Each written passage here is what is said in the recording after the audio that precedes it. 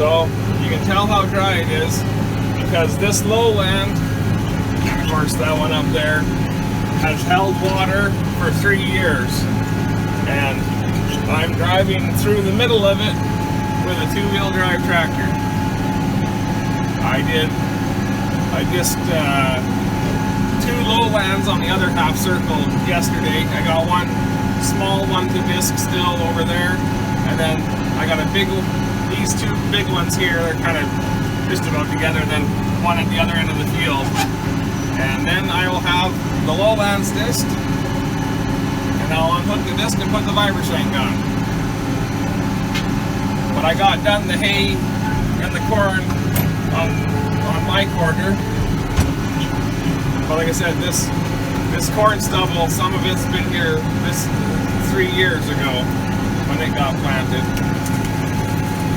And then on the other side, I worked up pea stubble in the lowland, so that tells you how long it's held water too. And like I said, this is just a 2-wheel drive tractor, so but I'm cutting it down. The farm will look a little nicer now. But like I know for most people those aren't hills, but we call that the hilltop. There is probably going to be baking up hard. I've got to viber shank it before it's too dry to put the cultivator in the ground. A little alkali showing here from water. I had some hate on the other video about not doing no-till. I had some kid, and I'm sure 100% it was a kid, talk a bunch of smack about me and wanted me to educate myself. And like I said, we've already talked lots about the haters, but like I said, I don't put these videos up because I don't know how to farm and I want all kinds of feedback on how to do things the right way. I put them up because I share what I do. So like I said, if you're a no-till guy that thinks I'm retarded, you can keep your comments to yourself. Like I said, I've got some good friends that are within my YouTube community that are no-till, and they make it work in their situations, and we've tried it here, and it doesn't work for us with what we have for equipment. And on breaking hay, the reason we break the field is because of molehills, and anyone that hasn't experienced molehills has no clue how bad they are. And here, this field can totally get zero-tilled in with a nice fancy grain drill or a good corn drill that's set up for zero-till, but you're not going to zero-till through this crap, and no one's going to want to spray it or harvest it as rough as it is here. So that's what I'm doing, is cleaning up the farm, make it look a little better, and get this trash buried. But I'll show you a little bit how everything else looks. Like I said, we're about 3 weeks from having irrigation water, but some of the alfalfa that I broke, now, it took me days to get it done, even though it's 100 acres, just because I'm busy with the cows. But some of the first stuff I did, the hay's already starting to grow on because it's warmed up a bit. But at least I broke through those molehills once. So if we get a little rain, I'll disc it again. If we don't, it'll just have to wait until I have irrigation, and then if I can make the viber shank go through it, I will. Just because the viber shank makes a better seed bed, and I don't have to work it as much. The disc cuts it up good, but the viber shank makes a seed bed. But you see how rough it is here. And that's because of trying to harvest the crops in the past being wet. This other lowland I won't get as much work because it's deeper there. We had a high hoe go in and deepen part of it so that we could pump out of, and there's a culvert and everything where the pivot drives over. So, but I'll bring you out and show. But like I said, we can totally zero-till where the oat stubble is with a zero-till drill. I don't have one though, but I can hire someone in and pay a whole bunch of money for them to do it. And if my brother-in-law gets done, he's half done seeding now. But his Mennonite laborers didn't work yesterday or today or Sunday. They had a 3-day weekend, so he sprayed as much as he could, and then now he's planting by himself, just running one of the big air drills. But he can plant a couple hundred acres a day pretty easy by himself. So, like I said, if he catches up, then he'll spray it on Sunday or something like that. Get a couple days ahead for planting for next week. But they're all dry land, and so they've been zero-till for over 25 years. But he has to plant different directions because of the tracks. And they've tried different disc drills, air drills, and now they've gone back to a disc. But they said that their shank drills help level things out better because it's still a shank, eh? But they found a drill that works good, that doesn't hairpin so bad. Anyhow, I'll bring you out when I look like we've got more done. I don't throw up first from the bumps. Well, when I was on last, we were over there, and I've been working here. I'm making my second pass in this lowland. I haven't got stuck yet, and I'm gonna avoid that. But the cattails were 6 feet tall, so I'm working it twice. You can see that's the grass there. It didn't work out very good.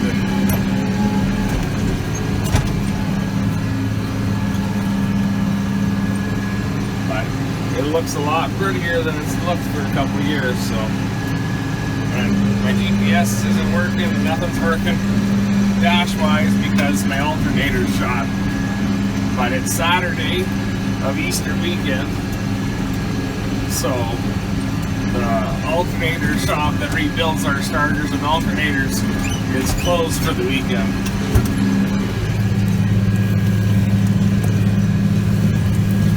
So I'll just have to charge the battery up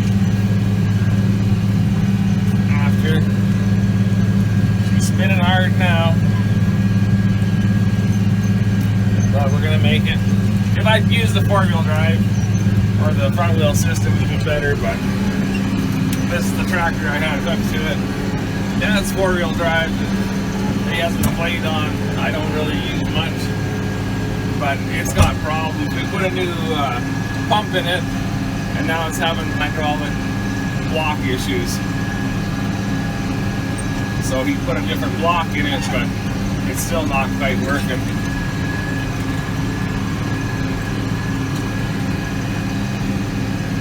But like I said, I don't mind driving this tractor. I wish the air conditioning worked, but I'm gonna lock the diff before I get stuck. Like I said, the AC would be nice to work, but I gotta do some work on that. It's gonna cost a bunch of money. And I don't have a bunch of money, so that's why I haven't fixed it. And I need to put new tires on. Even the fronts, they're getting lots of sidewall cracking.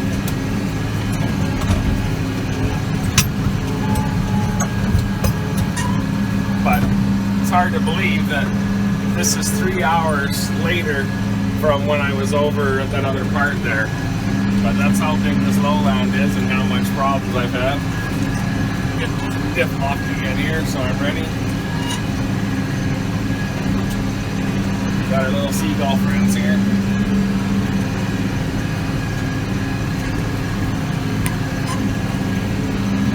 I'll have to make another pass here. I didn't quite make it, so I just hugged over and do a better job cutting it up some more. Ooh, she's gonna get stuck here. Come on, tractor.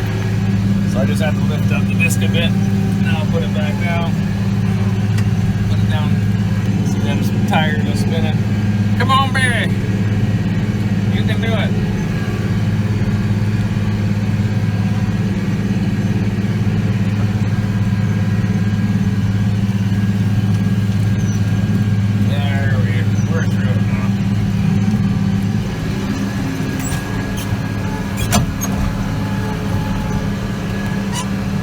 I'll make one more pass there and clean that part up, and then I'll make another little jut. So I'll bring you out again. We'll talk some more. I gotta pay attention. Happy Easter, everyone. The stuff you've just seen was on Saturday. The tractor and the sloughs. I got all the sloughs worked last night. Like I said, it took about 6 hours. And with taking care of the cows, 6 hours is a lot of time spent away from them. So it sounds like I don't do any work, but I get something done every day. So this is the cornfield at my place. Try not to go too fast. There's my house. And so where I was working was straight south of me. Try not to move so fast. So, reason Sniper and I are walking, besides I'm freaking fat, is I wanted to check fences. I had a bull out today, one of the big bulls, but he didn't get in with the cows. He just hung on the fence. So I put him in the working facilities, the steel in the box, and then I just locked him up there. So Tristan's home for Easter. Mama Bear went and picked him up on Thursday when he was done work. Brought him home, and he'll go back to Calgary tomorrow. So I told them to go get the grain buckets, and I would see where the fence was broken at. But I might not fix that till after church, just because the time keeps clicking away. I got a cow in with autograph to breed, and then I just AI'd a cow. You can see I've got my AI hoodie on. I took my favorite CD Land and Cattle hoodie and cut a sleeve off of it, and then I cut a slit in the front so I can put the French gun in to my cowboy shirt. The kids tease me that I had to cut up my hoodie, but there's a lot of mornings when I breed where it's still freezing. So it gets cold. It's nice to have a hoodie on at least, even if one arm is out. I don't know what you guys will see. The one windbreak has blown over, so I'm gonna stand that up. We've got some heifers bulling today. I think tomorrow I'm gonna sort the heifers and haul the heifers that I'm not gonna breed to the sale, and they can sell on Wednesday or Thursday or whatever. Get the semi hooked up. Sniper, here. Ooh. I'm only going to keep one black heifer to breed, and that's the blaze-faced heifer. Robin likes the ones that she can tell are hers. But it's easy to tell where the fence is broken.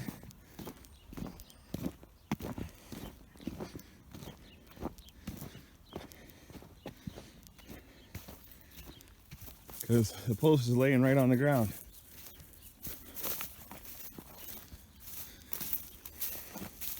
But that's bulls for you. And I'll guarantee you, they didn't break this because they were trying to break it. They broke it because they were fighting and running each other in circles, and someone just hit it and broke out. So it snapped the post right off. So if the dog can climb over the fence, bulls can too. So I'll have to delete some of my videos. My storage is full. So for you guys that aren't on Instagram, oh, the light's bad. This is Texas. And Texas is my bottle baby. And his mom died. My belief is that she tore a little bit when she gave birth, and that she just deteriorated, and by the time I figured that she was really sick, it was too late. But it took weeks for her to pass away. You know, but I mean, I've had cows that didn't clean right that got kind of sick, so I doped her up and thought everything was going to go okay, but one morning she was dead. So this is Texas. I named him Texas just because I've been researching quarter horse studs to breed my mares to. And when you research studs, most of them go back to being bred somewhere in Texas. So I found studs now that I want to use. One's pretty darn expensive, so I haven't decided if I'm gonna do that, but this is Texas. He's my buddy. Hey, Texas. He's already had his bottle today, or this morning. Huh? Not used to me talking to you there, are you? Yeah, pretty scary stuff. Oh, little mouse just ran. But you can see lots of light in the mini barn. Those little panels were well worth the investment on this little cheapo barn. I think one day I'll actually go through and do a sheet on exactly what everything costs to build. See the birds like build their nests up there. There, we'll see the temperature. So looks like it's probably about low 60s. So Ty from Kentucky, he puts 4 in the morning there, it was 37 degrees Fahrenheit, so I think we were even warmer than that this morning. I could use rain though. Look at all the girls here, just relaxing. There's a green feed bale in with those in the calf shed, and them calves will eat a 1,500 pound oat bale in about 10 days. And it just keeps them chewing on something. So I gotta go feed my dog and get ready for church. So I don't know if I set everything down at the bullpen, but we're gonna fix the fence after I get back from church. So happy Easter to you if you're Christian, and if you're not, have a good weekend regardless. So be sure to comment, rate, and subscribe, and have yourselves a great day. Take care. Happy calving if you're calving, and happy farming if you're farming.